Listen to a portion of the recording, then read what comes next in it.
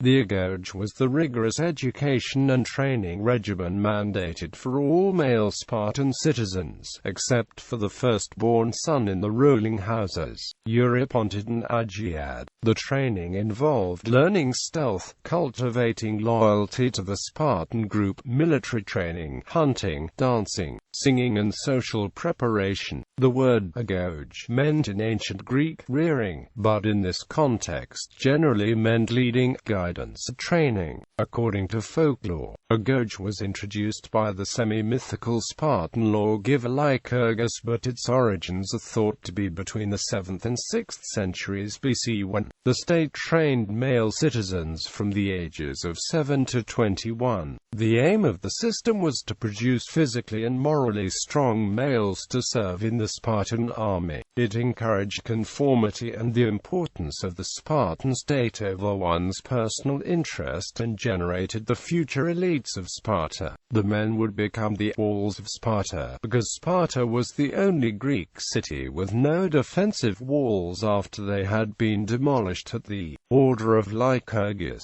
Discipline was strict, and the males were encouraged to fight amongst themselves to determine the strongest member of the group. The Agoge was prestigious throughout the Greek world, and many aristocratic families from other cities vied to send their sons to Sparta to participate in the Agoge for varying periods of time. The Spartans were very selective in which young men they would permit to enroll. Such honors were usually awarded to the proxenoi of Sparta in other cities and to a few other families of supreme ancestry and importance. Structure. When a boy was born, he was washed with wine in the belief that this would make him strong. Every infant was then examined by members of the gerousia from the child's tribe to see whether he was fit and healthy enough to be allowed to live. In the event that the baby did not pass the test, he was placed at the base of Mount Taygetus for several days in a test to die of exposure or survive the ordeal. At the age of 7, the male child was enrolled in the Agoge under the authority of the paidonomos, or boyhood,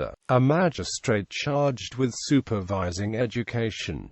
This began the first of the 3 stages of the Agoge: the Pides, the Paidiskoi, and the Hebontes.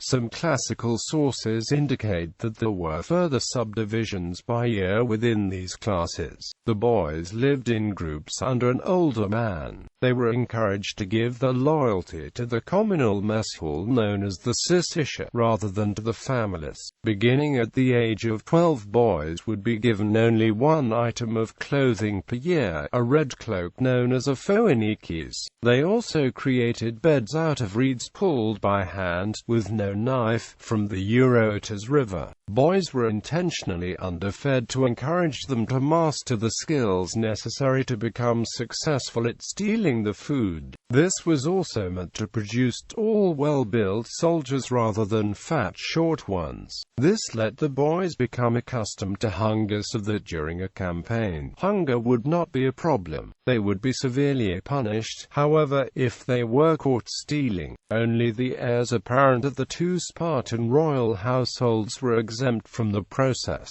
At around age 12, the boys would enter into an institutionalized relationship with a young adult male Spartan. Plutarch described this form of Spartan pederasty, wherein somewhat older warriors would engage promising youths in a long-lasting relationship with a pedagogic motive. The boy was expected to request the relationship, which was seen as a method to pass on knowledge and maintain loyalty on the battlefield. At the stage of Paidiskoi, around the age of 18, the students became reserve members of the Spartan army. Also, some youths were allowed to become part of the Krypta, a type of secret police, where the members were instructed to spy on the Helot population and even kill Helot slaves who were out at night or spoke seditiously. to help keep the population submissive. The state supported this by formally declaring war on the helots every autumn, so that killing a helot was not regarded as a crime, but a valuable deed for the good of the state. At the stage of Eurypontid, roughly age 20, the students became fully part of the Cicercian Spartan army. Although they continued to live in barracks and compete for a place among the Spartan hippies,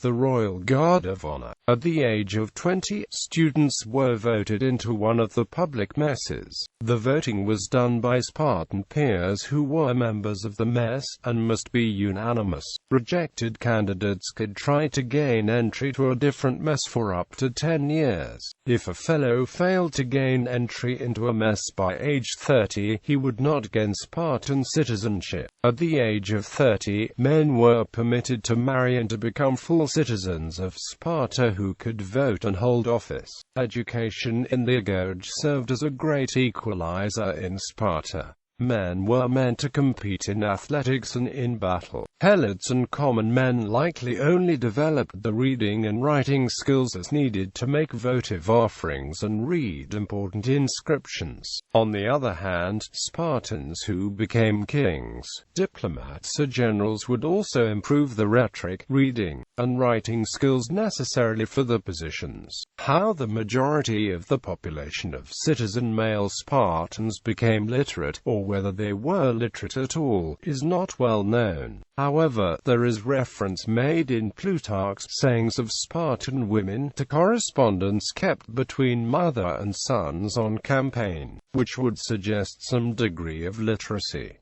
Education of girls. Girls also had a form of state education involving dance, gymnastics and other sports, together with other subjects such as music and poetry, including writing and war education.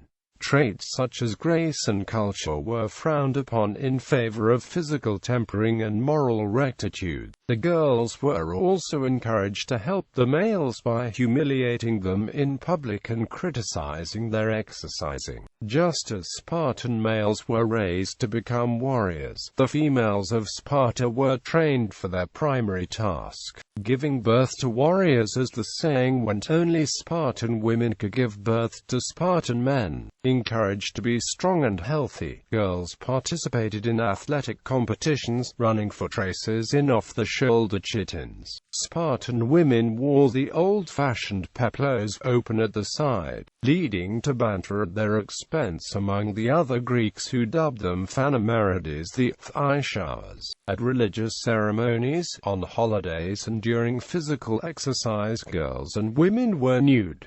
Rise and fall. Any male who did not successfully pass through the Agoge would be denied Spartan citizenship. At various times this selection process came to be seen as detrimental to Spartan society, particularly when the number of free male Spartan citizens dwindled. The practice waned in the 3rd century BC but was successfully reinvigorated sometime in the 220s BC by Cleomenes III. It was abolished, however, less than 40 years later by Philip Men in 188 BC. The Agoge was reinstated in the year 146 BC after the Romans defeated the Achaeans in the Achaean War. Roman Agoge. The Roman Agoge was limited to males between the ages of 14 to 19 and was essentially ephebic in nature and organized by files. The instruction consisted of athletics, singing, dancing, military and probably some academic training. The students were supervised by officials called by Diroi and patronomos. During the Flavian dynasty, a team-based structure was introduced to the Roman Agoge, which put groups of students under the command of a team leader, or boagos.